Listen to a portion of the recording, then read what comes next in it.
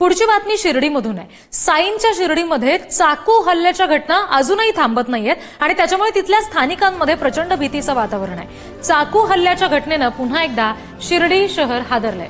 शिर्डीमध्ये भाजीपाला विक्रेत्यावर धारदार शस्त्रानं प्राणघातक हल्ला झालाय आणि मागच्या आठवड्यात झालेली ही दुसरी दुहेरी हत्याकांडानंतरची सगळी घटना आहे। निषेध ग्रामसभेला अगदी काही तास उलटत नाहीये तोपर्यंत पुन्हा एकदा चाकू हल्ल्याची घटना शिर्डीमध्ये घडलेली आहे।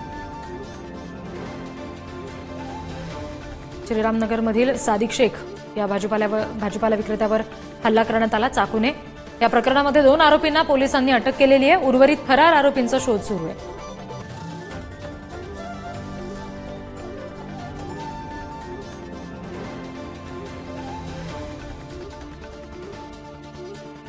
आणखी तपशील आपण घेणार आहोत। प्रतिनिधी प्रशांत शर्मा आपल्याशी जोडले गेलेत त्यांच्याकडून। प्रशांत, याबाबत आणखी काही खुलासा झालेला आहे का? जे फरार आरोपी आहेत त्यांचा शोध कशा पद्धतीने पोलीस घेत आहेत?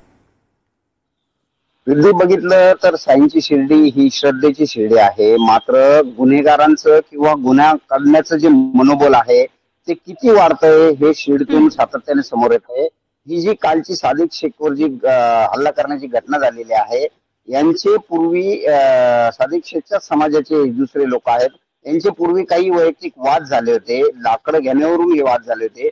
मात्र त्यावेळेस सादिक शेखला दमबाजी केलेली होती।